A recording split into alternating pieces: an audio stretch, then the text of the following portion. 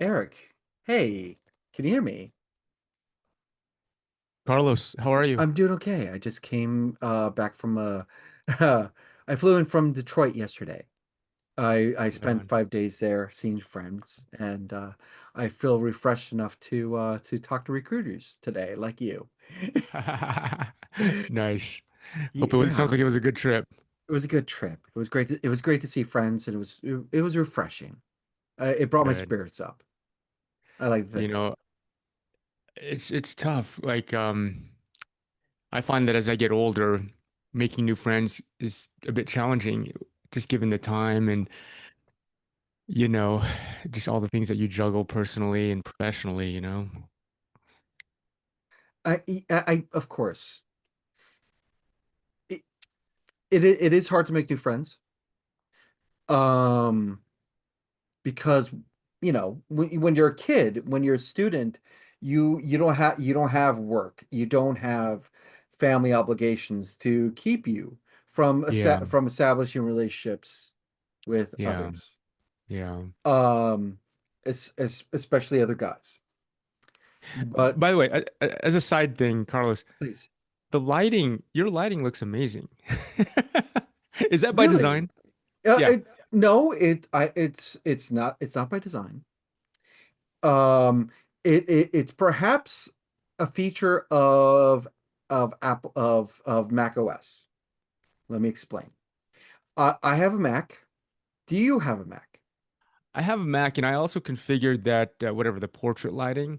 But I'm in a new office now. Like I'm in a new office. You could tell my background is a little bit different. Yes. And um I just haven't had a chance to kind of fix the lighting. It looks like I'm freezing up here. Is my video freezing up for you? Yes, it is. Okay, there it is. You're back on. Well, Yeah. the studio lighting, well, if you have the latest version, if you have a M1 Mac and you have the latest version of the operating system, Yeah. studio lighting is a fantastic feature. Here's what I look like without it. Oh, you're frozen. Hold on. You know what? Okay. Carlos, can you hear me still? Yes. I might need to jump out of here and jump Jump back in. out. I might need to restart my I'll be machine. right here. Okay. Just sit tight. Okay. Um, just let me let Danita in, Sure thing. and then I'm gonna jump out. Danita, I'm gonna jump out. I'll be right back. Hang tight. Carlos, I'll make you the host for now. Okay. Mhm. Hey, Danita. Hi, Carlos. How are you? I'm okay. I'm okay. I'm working with I like this meetup. It's very casual. Eric is fantastic. Mhm. And and we were talking about lighting and how you look over Zoom. That is true. You do always look like you're going to be on a podcast. How are you? It's been a I'm while. okay. I've gotten a bunch of contract leads. I'm a little busy. And this was the week of all the events that I volunteer for slash co-host happening. So I had two events that I host all by myself, even though I am the mentorship director, not the events director. And I have a conference for sense makers on Friday, and I have two women in AI ethics things today Way and to tomorrow. go. Way to go. Hey, Matthew. Eric's going to be with us. He has some technical difficulties that he's trying to resolve. So, so that's a deal. How you doing? Okay, here. Does that mean you are a an associate of Eric's, or are you the lucky person who joined first, therefore you get to tell everybody else what's going on? He joined The first. latter. The latter, unfortunately. Mhm. Yeah. For some reason his camera kept freezing up. And I was trying to I'm going to talk to recruiters like him pretty soon. I could use some practice actually talking. How are Carlos, you? how's you?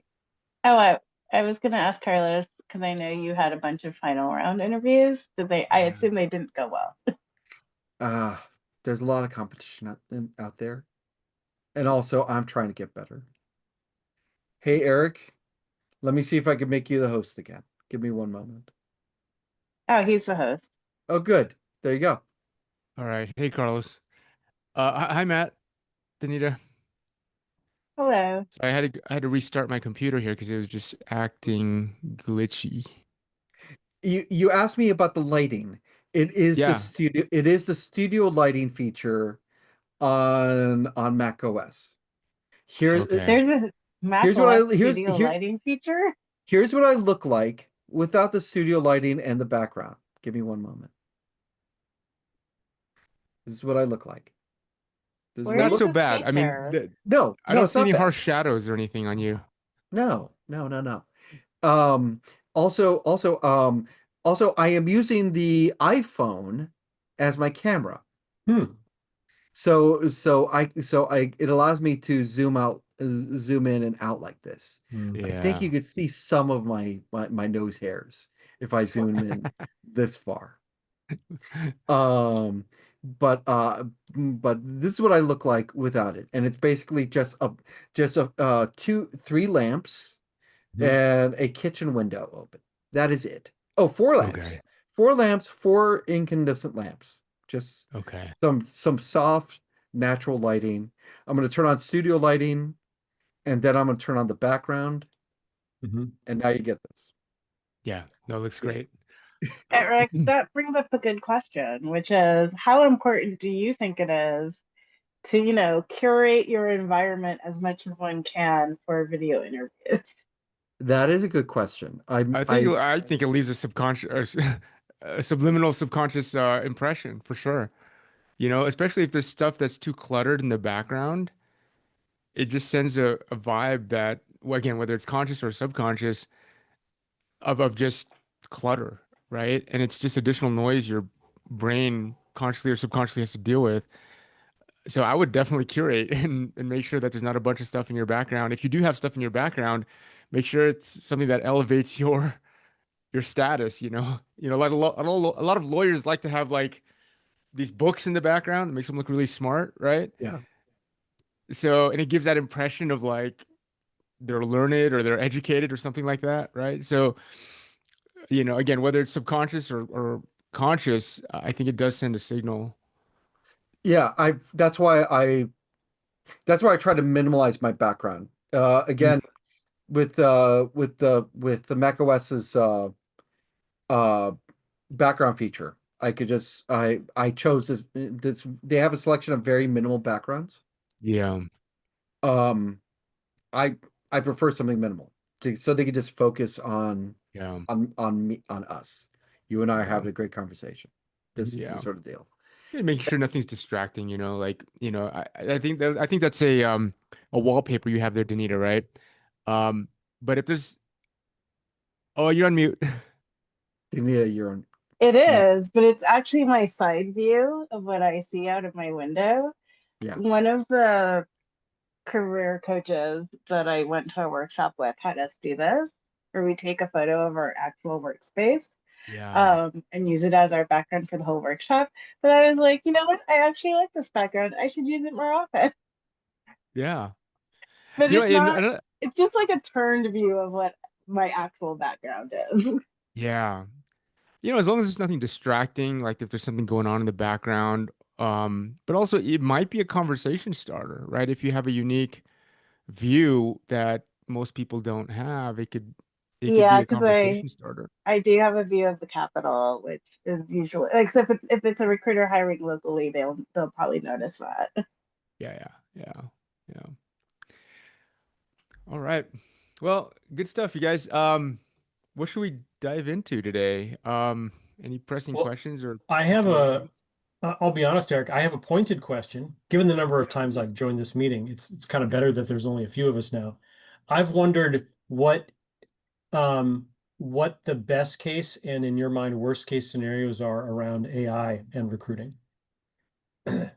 And I know I've read a number of things over the year and a half, I suppose, that I've seriously searched for things and or searched for another position similar to my previous one. And I have seen people go so far to either end of the spectrum, best case and worst case. And I've wondered Yeah. what your own thinking is on that. I think over the next X period of time, it's going to be quite turbulent. I think there's going to be a lot of chaos with respect to how things sort of pan out. I see this as sort of it's kind of an arms race um, I mean, there's several things going on right now, right? Like the technologies are they're emerging and they're developing quite rapidly in their capabilities. And then you also have sort of the adoption curve, right? And so Mhm. people are adopting at different rates, and Mhm. they're not just people. Well, yeah, not just not just But also job robots. seekers. I heard, but also robots. Yeah, I mean, yeah, also robots, right? The agents, right? The development of those things are developing. So there's a lot of moving pieces, right? And so like there's this shifting landscape. Like the underlying technology is emerging very quickly. The Mhm. development and the applications of those technologies, so like these agents, those are emerging rapidly. And a lot of people in terms of folks that are developing these technologies or applications for these technologies, they're experimenting with all kinds of different things and they're pushing the boundaries. And and then you have the adoption curve of people that are job seekers, for example, on the job seeker side. They're adopting these technologies and integrating them in their processes at different rates, right? So there's a distribution of folks that, some are early adopters and quite um, creative and proficient about how they're applying these technologies. And then there's laggards that have not even touched ChatGPT, right? Like, so there's a wide distribution of folks that it's dispersed, right? And then that's on the job seeking side or the candidate side. But then you have the employer side, and it's a similar thing that's going on, right? You have these early adopters, these slow adopters, and the laggards as far as the adoption curve is concerned. So I think we're going through a phase where it's going to be quite turbulent over I don't know, 18 months, 24 months. I have no idea, right? But we're going through this phase where it's quite turbulent and things are changing. But I think for the folks that could be early adopters, I think it could put you at an advantage. Mhm. I think it can, right? And so there's going to be a little bit of an arms race, right? So as a candidate, coming up to speed on some of these technologies and how to apply them as part of your process or your job search journey, I think it could put you at an advantage over those that are not doing it. I also think that there's, this whole arms race thing, right? As people are sort of relying on AI technology to refine their digital presence, right? Or you think about your resume, you think about your LinkedIn profile, it's sort of a digital presence. And as people start to use AI more and more to refine that and even make it like higher fidelity, I think the people that are leading edge, early adopters in that, could put themselves at an advantage.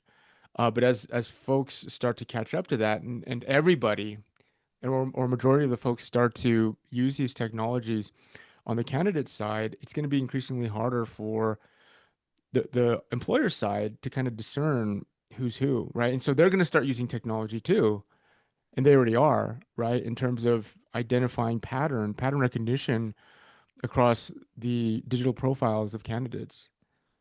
So I think that's what I see happening. For the job seekers, I think there's maybe I said this a few times already, not to beat the dead horse, but I think for the folks that can be early adopters in some of these technologies and think of creative ways to use these technologies to refine their digital presence and how that digital presence is used, and even just to increase your capacity for the processes that you are doing manually, I think it could put you at a competitive advantage. And I don't know, I mean, that competitive advantage might be short-lived. I don't know, but I think that the muscle that if we learn to exercise that muscle of learning new things quickly and being creative around how we can apply that and not being too attached to the old, the ways of the past, that could free you up to try new things and experiment, right? And so And then similarly with companies, right? I think companies are dealing with hiring challenges as far as finding the right folks, and recruiters are dealing with having to discern between resumes that have been put through AI and kind of they're just kind of checking all the boxes and how do they handle that. And so, if recruiters can learn to use AI more effectively and creatively in pattern recognition, but also helping with their processes to automate things that would normally be more mundane or manual. It could allow them to focus more on the human aspect of the candidate experience.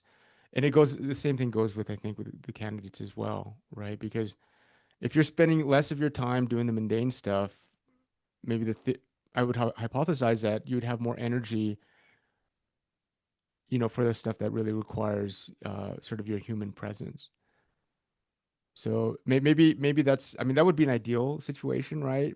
Maybe once we get that past sort of that chaotic phase is, you know, uh, people can be more human with other people. So candidates can be more human and have the reserve their energy for being more human with the people that they're interviewing with, right? Because they just have to do less of this coordination, emailing, scheduling, research, sifting through, job descriptions or resumes, right?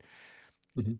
So maybe that's the ideal optimistic outlook, but I think there's going to be some chaos before we get there. Mhm. What do you guys think?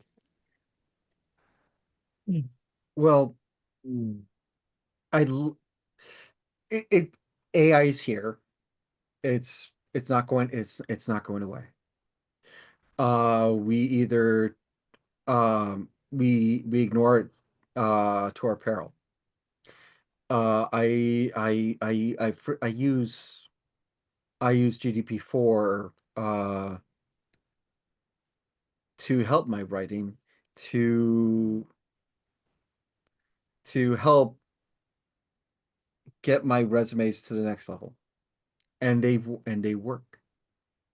I've been able to use generative AI to help me in those respects, and it has helped me out at the office as well to analyze pages of user research Yeah. results to just give a summary, but it's not perfect. I've had to I had to anonymize the data because what you're giving to AI, you're basically giving it to the whole world. Hmm. And number two, I had to verify some of that data because I had a very sarcastic customer, and ChatGPT did not understand the sarcasm. Hmm. So from the transcript.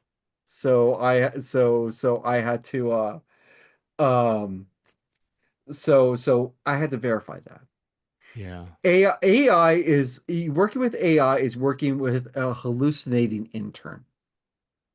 With an intern who's on acid a lot of the time. Who acid and Red Bulls. Mhm. So so very capable is available at 4 o'clock in the morning, but will make shit up all the time. Yeah. And is and will do it with a smile on its face, and and will always do its best to try to please the customer. And that's why it's What hallucinating. is that word? Sycophantic? Sycophant? Sycoph Psychophant? sycophantic works. Yeah. I mean, It's here's the thing though, it's going to get better and better. And I think as time goes on through this sort of chaotic period, people are going to wrestle with, how much do I trust it? And again, at some point we're going to be past all that. And at some point. the degree of trust will be quite high. It's kind of like your car, right? You just rely that it's going to work. For most people, when I was a kid growing up, I had a completely unreliable car, family car. But now, most folks have cars that are reliable, and you just rely that it's going to work. You It- rely you- that the shocks are going to work, that if you steer this way on the freeway, you're not going to get into a head-on collision, right? Like you just kind of trust it. And at some point, I think there's going to be a high degree of trust. you, And I'm you not have saying it's perfect, but and I think that's where we start to lose our humanity is if we, to what extent do we trust it? I And I tr No? I trust my car. But do you trust AI cars? We love our cars, but we love our cars, but our cars doesn't love us back. These and neither will these AIs. They will But what not about AI and cars, Carlo? the or and also of course to Dana's point, the other drivers. Well, I and and and as a commuter in Los Angeles, very much in car steeped in car culture. I didn't realize you were in Los Angeles. It's Yeah. just my old stomping ground. Well, if you drive around LA, you'll notice take your time, take the time to at a stoplight to see all the people who are on their phones. Oh yeah, I'm guilty. Yeah, You I, got me. I and I the way I like to work is I like to work without distractions. When I see people with other on their cars and then the light turns green, I am well ahead of them by maybe 5 or 6 cars before they start hitting the gas. Yeah. Yeah, they are distracted and they're slowing everybody else down, everybody behind them. So so I trust my car. I trust my ability to use the car. I don't I but to Dana's point, I don't it's the way other people are going to use it. Of possibly faking resumes, of using deepfake technology for some sort of advantage, good or ill. It's a fascinating new world Yeah, I mean, that we're going I think it goes into. beyond just sort of this digital representation of yourself that is your resume or LinkedIn profile or even a video of you. At some As of point, at some point you can have a digital twin or a digital representation of you that's actually doing the work. Well, you it can also, so today, I don't know if you guys saw it in the chat, but I said that my Women in AI ethics group interviewed the author of Quantified Worker. And something that came up during that discussion, or that interview, I should say, our discussion is tomorrow, um, was the idea that with AI, yes, like before AI, companies could easily check your social media and have an opinion of you, like just based on your Mhm. last 5 posts. But now with AI, they could feed it your profile, your whole profile, in addition to your resume and everything else, and then get a, for lack of a better word, like more accurate view of who you are, Yeah. or at least who you are as presented to the internet. Um, and and then make a judgment call on you that way. And what does that Yeah. mean? Like, how do we didn't necessarily consent to that, and how are those opinions then Yeah. I mean, hurting or helping your job search? and Danita, that's something that I do as a recruiter, like manually. Historically, I've just done that for a long time, right? You get somebody's Mhm. resume, and at some point in the process, maybe it's early on, maybe it's midway, maybe it's towards the end, I'll cruise through their, I'll Google search them, or I'll cruise through their LinkedIn profiles and see, what they're posting about, what they're commenting on. I'll look at any social media um, that they might have, and for me, it gives me sort of other data points, right? And it's as a human being, like obviously, I'm looking for patterns, I'm looking for signal, and I'm using some human judgment to make a judgment call, sort of collaborate. And looking at my experience with the person throughout the interview process and see what corroborates what, right? But now I think to your point, a lot of that can be automated. And yeah, Carlos? uh I don't have a lot of time. I'm gonna leave in a few minutes, but Yeah. I just wanted to I just have two questions. One, what is the most obvious AI tell that you've seen from applicants? That's question number one. That's a good question. It says sixth finger, man. The six finger. Ha! Yeah. Even that's getting better, right? Like, yeah, the six finger. Um, in maybe it's just a feeling in the writing, and I don't know if it's something I can necessarily put my finger on. There's words like delve, right, which I've read that and I've seen that it's these models are they have an affinity for that word, right?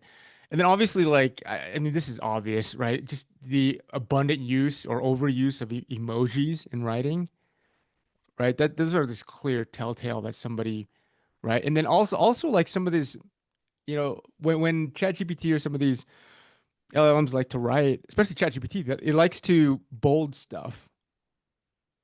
And when people just copy and paste that, it gets me wondering, oh, is that just you know, a response from a GPT prompt or something like that? Right. So, I mean, those are sort of the easy telltales. And not that I hold that against people either, right? Like, I think what I hold against people is if they're using ChatGPT almost like blindly, like they're not looking at the response or they're not massaging it or tuning it, because whatever response you're looking to get out of a GPT, especially if you're using it to write something, it's never going to be 100% of you, right? Right. Well, not never, but a lot of times the way people prompt, it's usually not 100%. It might be 95%, 99% of what you would write, but usually there's a tweak that you would make to it. Yeah. And so anyway, that would be my thought. Did you have another question? Well, final question, and I will ask every one of you. I'm going to show here are six colors of my background, and I have two upcoming Zoom meetings, one with a recruiter and one with a hiring manager. So, which one of these backgrounds do you like best? Carlos, you're a designer, right? Yes, but yes, and as a designer, I'm a human-centered designer. I try I don't ask actual robots. I ask real people how they feel about human interfaces because you want to get a holistic sense of how people approach what they see. And this is what I do as a designer. I actually talk to people. If you're not researching, you're not designing. So I'm asking everyone, blue, purple, reddish, orangish, dirty yellow, dirty green, green, gray, or just black. So, as a fellow designer, I'm going to say it depends on what shirt you decide to wear for these interviews. It would very likely be it's going to be black. Oh, okay. Then in that case, I would say we're designers. We wear black. I would say the cooler colors I think work best with your skin, like the blue, the purple, the green, Which one? the Which real ones, green. The blue, the green, and the purple are the ones I like. Matt? I am at a next level opinion that if if I were to use something and I didn't want further conversation, I would use the purple, red, or orange. Mm-hmm. You've also exposed by going through those gradients that Zoom is okay at being able to pick up the space next to your headphones and adjust it for some colors, and other colors it is not able to. And Oh, I didn't notice if that. you do choose one where there's a strong difference between those two, I'd be ready with a proactive point about that, about how that's leaving a certain impression when you've got a clear difference between the light blue over your ears and the dark blue gradient that's otherwise happening? What is it that you think is happening in software that leads to that? Or as a design choice, why would you pick that over another from a quality? Yeah. No, that is fascinating. And this is not Zoom. This effect is created by Apple Oh, that's the by Apple the one. operating system. Okay, yes, This that's is right. That's it's right. created by the operating system. Yeah. And another reason why I wear headphones is because you get to see it makes me look less bald than I already am. Sure.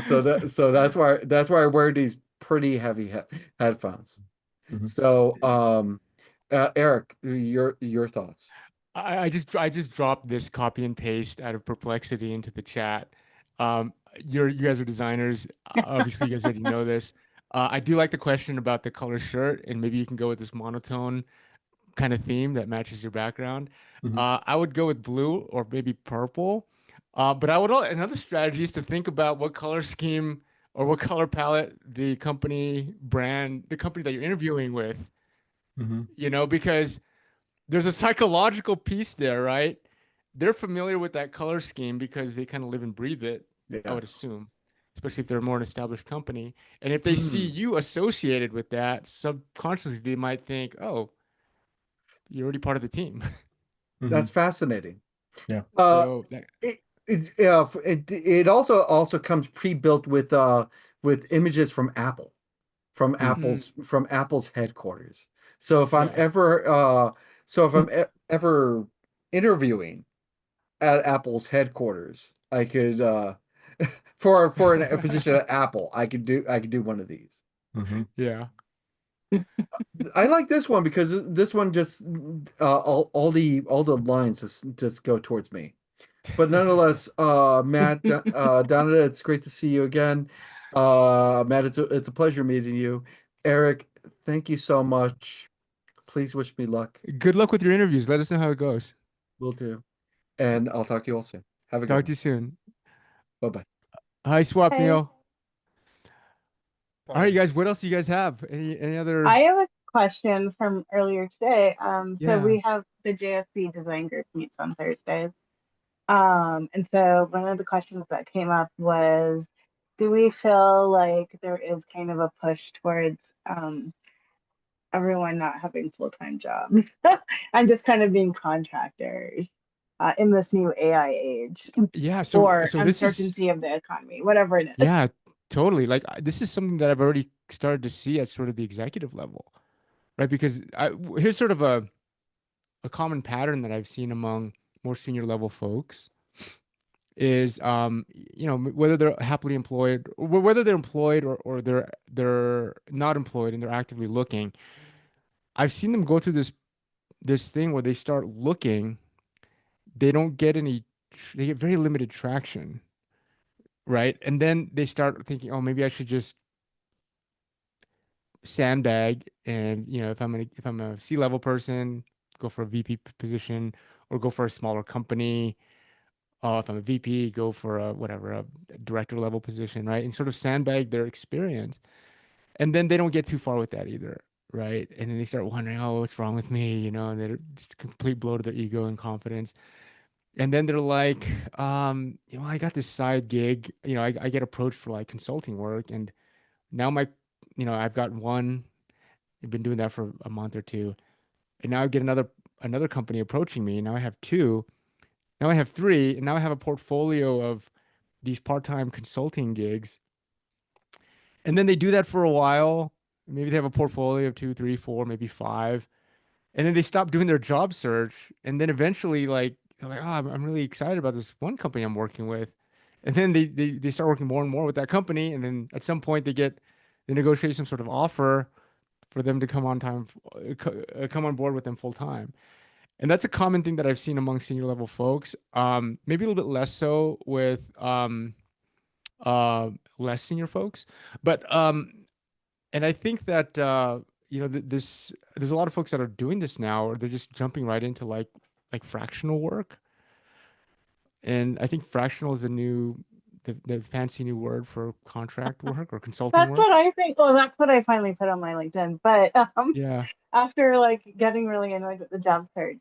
But I have found that most of my friends, especially in design and UX research, who have somewhere between 10 and 20 years of experience, all of them are getting like either halfway through or all the way through rounds of interviews and then not getting chosen, or the job just closes or Yeah.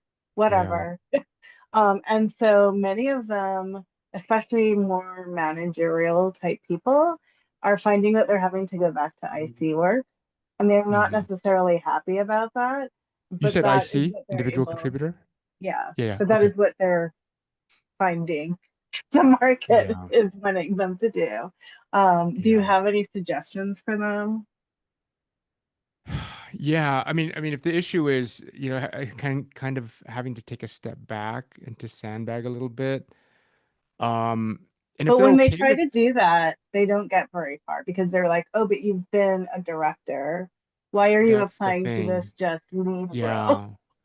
So the recruiter's concern, if it's not obvious, is that if you're sandbagging, right, you're not going to be happy with the position longer, medium to longer term, Hmm.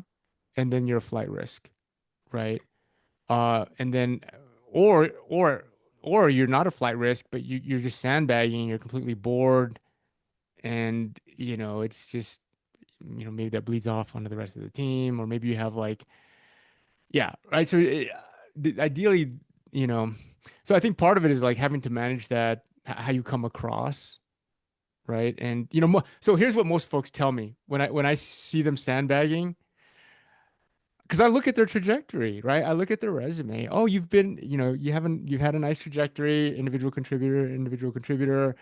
You've been into management, right? Building a small team. Oh, now you're leading a larger team. Now all of a sudden you want to go back into you. Now all of a sudden you're interested or open to working in an IC role. Like, what's the story there, right? And no matter what they say, I'm always skeptical, right? And so I think part of it is how you manage that skepticism or that expectation. If you are making a career pivot, maybe that's a little bit more understandable. But if you've been a senior designer, director of design, and now you just want to go and do design, I see. Like, it's kind of weird, right? And so it'll always leave a mark. And so and then not necessarily a bad mark, but it's a question that comes up, right? And it could be a bit of it could be a sticking point for a recruiter, right? All It things being was equal. Yeah. it was for me, and then I just decided to give up. Because I Yeah. had like two interviews where I was personally referred by previous coworkers, like that Hmm. had close knowledge of my work. And so I'm sure they advocated for me really well at their companies. But the question that kept coming up with the recruiter doing the screening was, um, oh, this is more of a mid-level position, and you're clearly a senior or lead position. Why are you applying to this job? And I would say something like, oh, my friend that works there, like, loves working there. It's a great company. I'm really looking for stability or something to that effect. And they would be like, oh, yeah, that's interesting. And they seem to like take that, but then like I wouldn't get further. Yeah. I mean, so even though I'm very skeptical, that doesn't mean like a genuine, right? A good and genuine story wouldn't work on me in the sense that it would alleviate my skepticism. It would minimize or alleviate it. And I guess what I mean by that is like if you have to be able to answer the question yourself Yeah, in a genuine definitely. way, right? In a genuine way, right? And that's where you have to kind of toe the line as far as, you know, um, and I'm not suggesting lying, but toe the line in terms of how you're presenting yourself, right? Because maybe the truth is, you in your previous role, yeah, you were a manager, you were a director, but you got so fed up with the politics or just the management aspect, and you just want to go back to, your what really inspired you and excited you about design in the first place, which was building or creating stuff. And as you moved up the ranks, you know, you weren't creating product, you were creating teams and you were managing teams. which is admirable in and of itself. But if that's not the direction you want to go, you could state that. It's like that's what I learned. I learned that I wasn't designing whatever products or whatever you're designing. But I was building teams, and that was a challenge for me. I was really excited about that. But then it started becoming like a thing where it really took me away from what I'm really passionate about, right? And so that's a way that you can highlight it, if in fact that's the truth, right? Like if your core passion is not building teams, but your core passion is actually getting into the tools and actually designing stuff and seeing people use it, and that's where you get your kicks, right? Like if that's the truth, you need to be able to answer that. And if you tell that story to a recruiter, like if you told that to me and that was the truth, like that would definitely alleviate my skepticism. And I could see that, okay, well, she was a manager, but now she really wants this sort of an IC position. Yeah. I am definitely going to have all my friends who have this question watch this part of the video because there's a lot of them who have been discussing this. Make sure it's the truth though, like make you really get to It is tap for into them, but they're you just gotta getting frustrated with like they're both too qualified and not enough. Like it's just very weird market wise in yeah, terms yeah, of like, especially if you're like past manager and like in that weird space between like manager and director level. Like a yeah. lot of them were laid off, and then like there are other open positions, but like it's like this weird like Goldilocks um type scenario. Like you have to be the perfect fit in order to be offered that job, and of course nobody is. So The other thing that comes to mind is because the way the market is right, because the market is the way it is right now, it feels like as an employer, there's a lot of good deals out there, right? Because you can get a senior level talent at a mid-level price. And I haven't thought this through, but like there may be an angle there where you play that up. It's look, like you have a headcount open for a mid-level person. I'm not going to sandbag. I'm really a senior level person. You're getting a good value here. Yeah, there's a flight risk, hmm. and that might be your concern is a flight risk, right? But look, this is what I'm looking for. I do want to get back into IC work.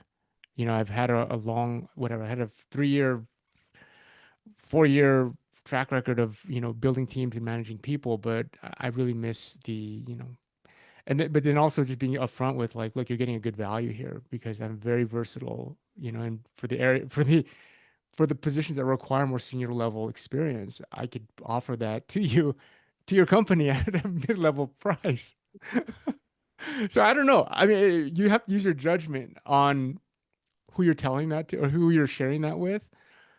But I mean, that could be another angle, right? Just kind of leaning into it because I mean, recruiters aren't stupid. Most of them aren't stupid, right? Like they know what their money will buy them in the marketplace right now, and a lot of them can see on a resume, especially if you've done nothing to alter your resume or sort of deflate it, that you really are a senior, but you're applying to a mid-level role. Like why? You know, and they know why. They know why. I'm like, have you seen the market? Really? Yeah, exactly. They know why, and they know that they'll be getting a good deal, right?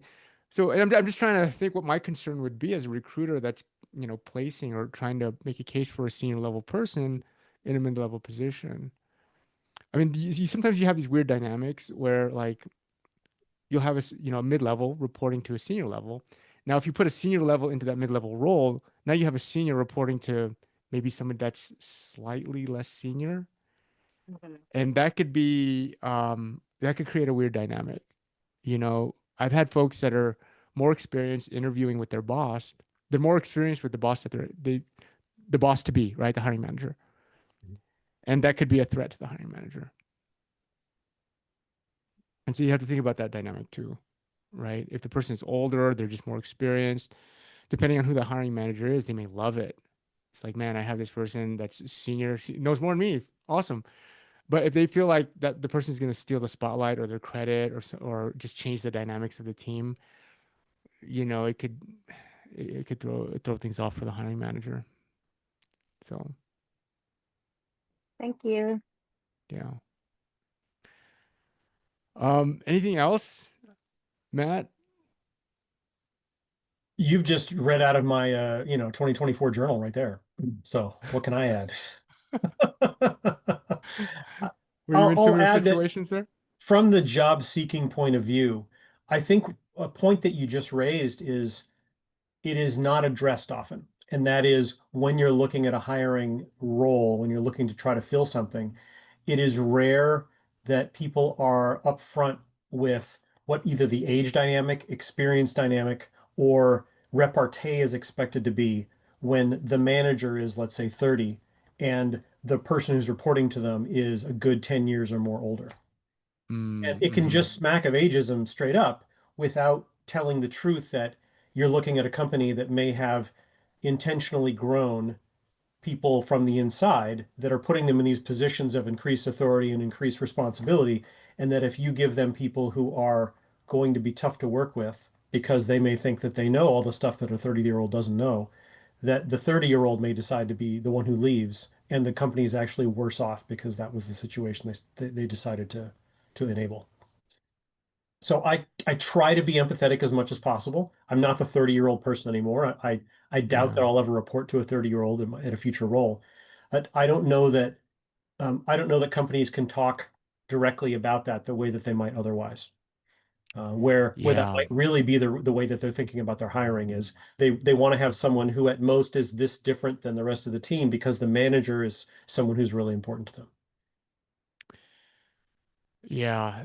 It's got me thinking here. As you're interviewing, oftentimes your initial point of contact is a recruiter. And, a lot of times they'll allow 5 minutes, 2 minutes at the end for you to ask your questions, right? And if you've, I mean, obviously you should do your research on who the hiring manager is, what the team looks like, and if you can identify who that hiring manager is, it doesn't hurt to ask questions about the team, about the hiring manager, and what the hiring manager looks for, Mhm. and what the hiring manager has passed on.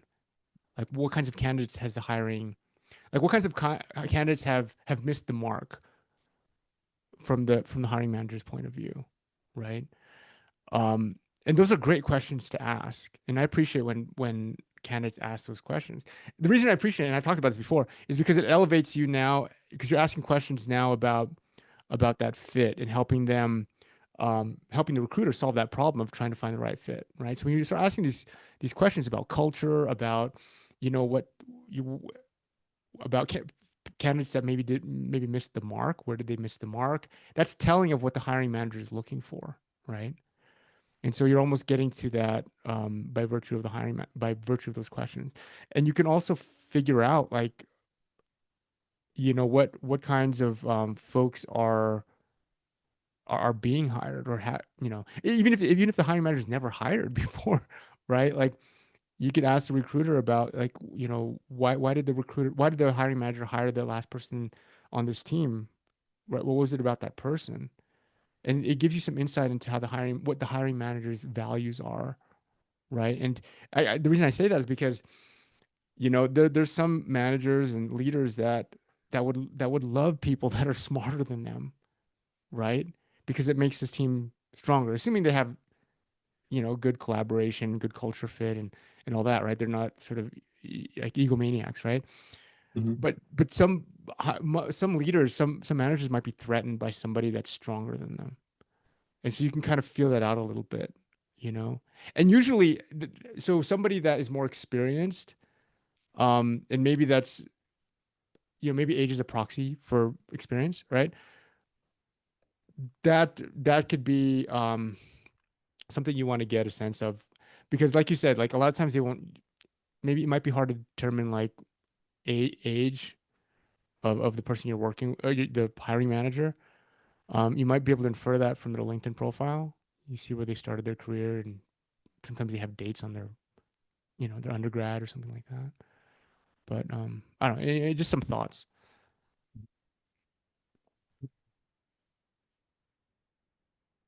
That ageism thing is a tough nut to crack. There's a lot of folks right now that are super experienced.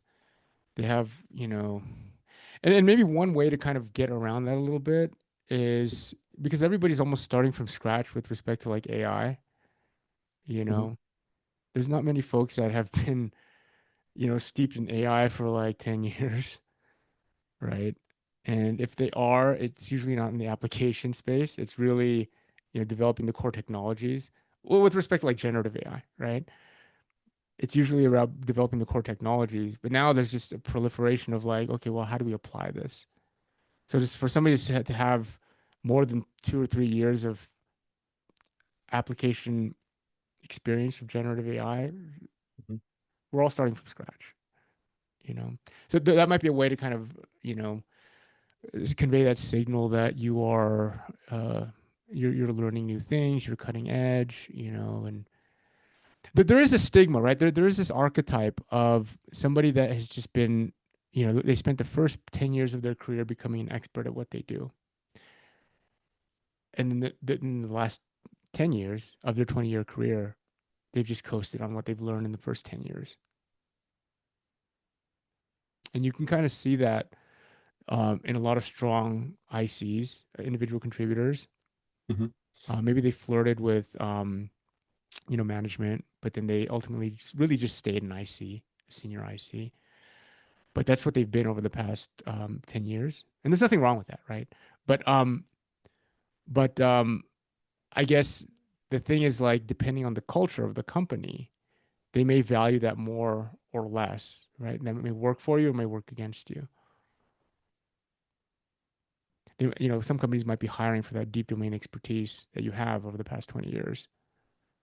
Others might value you for your ability to be nimble, learn new things, and be very adaptable. It just depends.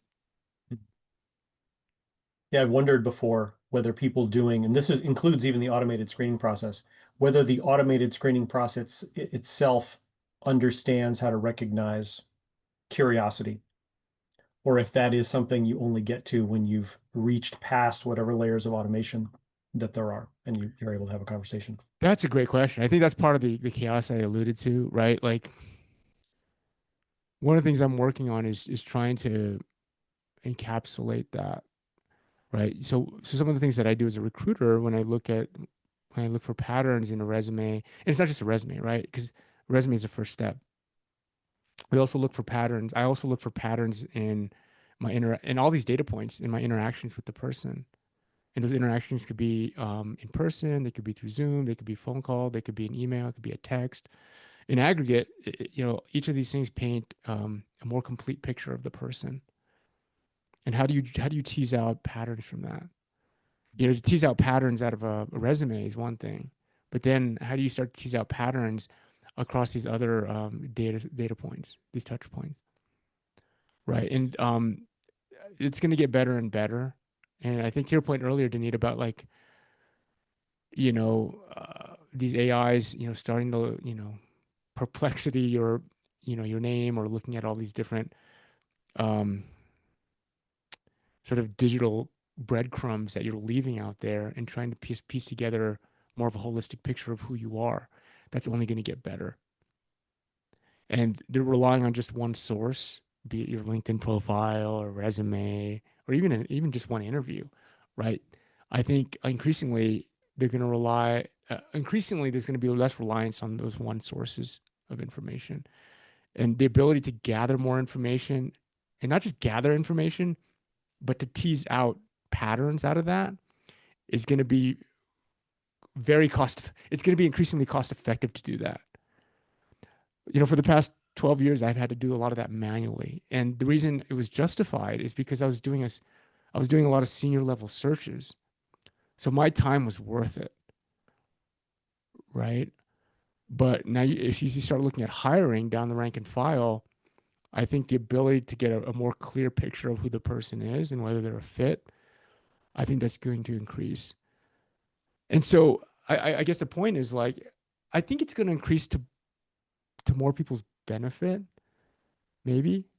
Right. I think it's the idea, right? Is, because if you could do the same on the job search side, right? If you could be more if you can get more signal around what opportunities are worth your time in pursuing, then maybe you can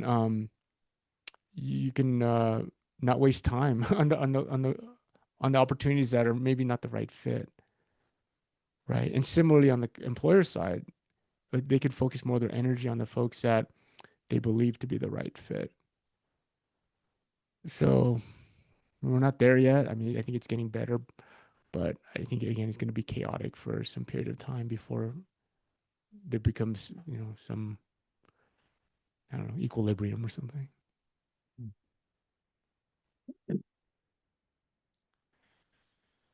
All right, I got to jump to my next or prepare for my next call here, but I appreciate you guys. I really love the conversation, and um Thank you see you so guys much next. for your time. Yeah, for sure, Danita, Matthew. Swap Neil, next time I'd love to see you. Um, all right. I forgot to promote it this time. That's why we have a small group, but I kind of like the small groups. I don't know. What do you guys think? Yeah, we got to You have know? all our questions answered. Yeah. All right. I'm sure there'll be See you more, next week. and I'm relying on it. So hope to see you guys next week. And until then, Bye. have a good one. Bye.